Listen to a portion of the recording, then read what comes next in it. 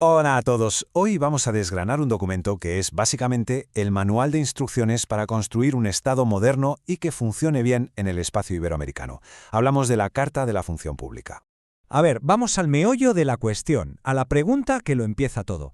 ¿Qué hace falta, de verdad, para tener un servicio público que sea profesional, que sea eficaz y sobre todo en el que se pueda confiar?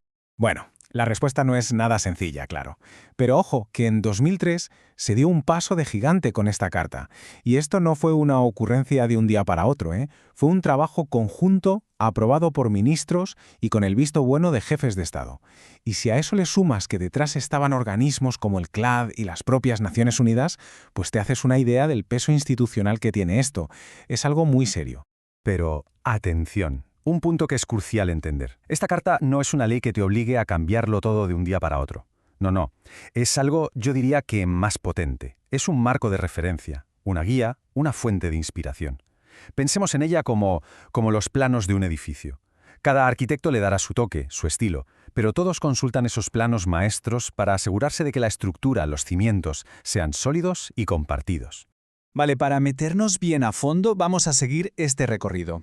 Primero, ¿para qué sirve esto? ¿Cuál es su objetivo? Después nos vamos a los cimientos, a los principios básicos.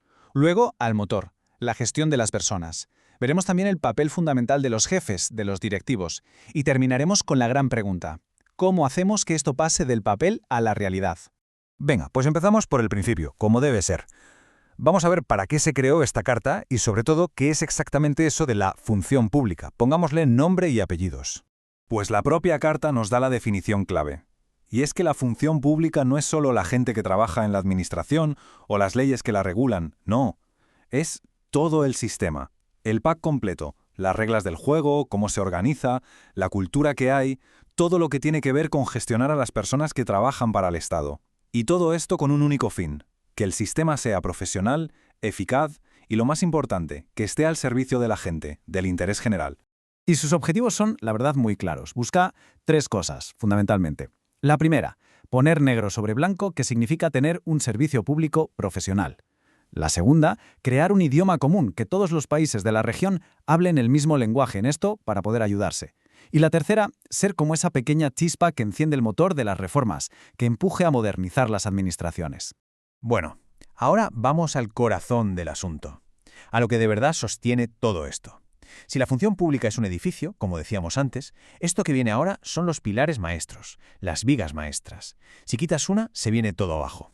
La carta los deja clarísimos. Primero, igualdad de oportunidades para entrar. Segundo, que lo único que cuente para acceder y para ascender sea el mérito y la capacidad de cada uno, nada de enchufes. Tercero, eficacia, eficiencia, hacer las cosas bien y conseguir resultados. Cuarto, transparencia total, objetividad, imparcialidad para que la gente confíe. Y, por supuesto, por encima de todo, el respeto absoluto a la ley. Son, como quien dice, los mandamientos de una buena administración. No son negociables. Y todo esto nos lleva a una idea que es fundamental. A ver cómo lo explico. La política, la que sale de las urnas, es la que marca el rumbo, la que dice queremos ir hacia allí. Perfecto. Pero la maquinaria del Estado, la gente que tiene que ejecutar esas políticas, debe tener un espacio de independencia profesional. La administración no es un patrimonio del gobierno que esté en el poder en ese momento. Y esta separación, créanme, es la gran barrera contra el clientelismo y el te pongo a ti porque eres de los míos. Muy bien, ya tenemos los cimientos, los principios. Ahora vamos a meternos en la sala de máquinas, a ver cómo funciona el motor. Esta es la parte, digamos, más práctica y detallada de la carta. Cómo se gestiona a las personas, que al final son las que mueven todo el engranaje del Estado. La forma más fácil de entender este capítulo es pensar en ello como el ciclo de vida de cualquier profesional del sector público. Empieza con la planificación, necesitamos a alguien aquí, sigue con cómo se le contrata, cómo se le evalúa y llega hasta su desarrollo profesional. ¿Es todo el viaje? Vamos a ver las paradas más importantes de este recorrido. Empecemos por la puerta de entrada, por cómo se accede a un puesto público. Lo que la carta propone aquí es básicamente un sistema blindado contra los amiguismos. Por un lado está el ideal, convocatorias públicas abiertas a todo el mundo con total transparencia. Por otro, lo que hay que erradicar de raíz, la arbitrariedad, el clientelismo, el nepotismo, el colocar a dedo. La carta es tajante. Los únicos criterios válidos son el mérito y la capacidad. Punto. Vale, una vez que alguien está dentro, hay que ver qué tal lo hace. Y aquí la carta insiste en algo muy importante. La evaluación del rendimiento no es un examen para pillar a la gente o para castigar, para nada. Es una herramienta para mejorar. Para que funcione, tiene que cumplir varias cosas. Tiene que usar criterios objetivos, tiene que ayudar a la gente a crecer profesionalmente, los jefes se tienen que implicar de verdad y, un detalle clave, la persona evaluada siempre tiene que poder decir, pues no estoy de acuerdo, y que se le escuche. Y ahora hablemos de dinero, de la compensación. La carta establece aquí lo que podríamos llamar 4 reglas de oro. La primera, equidad interna. Si 2 personas hacen un trabajo de valor similar, deben cobrar algo similar. Lógico, ¿no? Segunda, equidad externa. Los sueldos públicos tienen que ser lo bastante atractivos como para atraer y retener a gente buena. Tercera, una parte del sueldo debería estar ligada a lo bien que lo haces. Y cuarta, y muy importante, hay que acabar con los privilegios desorbitados que no tienen ninguna justificación. Ahora vamos a poner el foco en una figura que es absolutamente clave en todo este esquema, el directivo público profesional. Pensemos en ellos como el puente, la bisagra que une el mundo de las decisiones políticas con el de la gestión del día a día. Son tan importantes que la carta les dedica un capítulo entero para ellos solos. Hay una frase en la carta que lo define a la perfección. Dice que su función es diferenciada tanto de la política como de las profesiones públicas ordinarias. Es genial porque clava su posición. No son políticos, pero tampoco son el funcionario de base. Están justo en medio, en una posición súper estratégica. Y claro, si esa pieza no es profesional y no funciona bien, toda la maquinaria se resiente. Justo por eso, la carta propone un marco de reglas específico para ellos. ¿Qué dice? Pues que para ser directivo público tiene que haber reglas claras y basadas en el mérito, no es en si eres amigo del político de turno. Que se les tiene que evaluar por los resultados que consiguen. Que su puesto no puede ser vitalicio, sino que debe depender de si lo hacen bien o no. Y que tiene que haber incentivos para premiar a los que lo hacen de maravilla. Es, en resumen, un sistema de alta exigencia, pero también de alta responsabilidad. Vale, hemos visto el plano del edificio, pieza por pieza. Es un plano fantástico.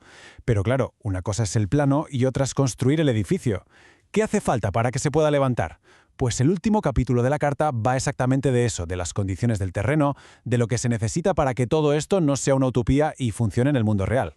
Y la carta identifica 4 condiciones que son críticas para que esto tenga éxito. Primero, necesitas un marco de leyes bueno que proteja el sistema de la arbitrariedad. Segundo, un diseño organizativo que de verdad dé autonomía y capacidad de decisión a los gestores. Tercero, capacidad interna, o sea, tener gente muy buena y preparada en los puestos clave. Y por último, el cuarto, que es quizá el más complicado de todos, un cambio de cultura. Pasar de la mentalidad de esto siempre se ha hecho así a una cultura de servicio ciudadano, de transparencia y de rendir cuentas. Al final, si tuviéramos que resumirlo todo, el mensaje es este. La Carta Iberoamericana de la Función Pública es una hoja de ruta fantástica. Te da un modelo, un camino que ya ha sido pensado y acordado. Es una herramienta valiosísima.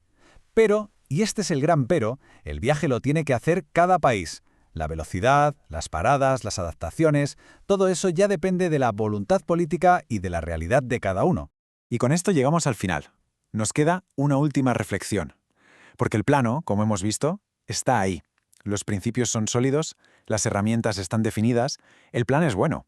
Así que la pregunta que flota en el aire y con la que nos despedimos es, si ya tenemos el plano, ¿cuál es el verdadero obstáculo? El principal problema que nos encontramos en nuestras sociedades para que este edificio, de una vez por todas, se termine de construir.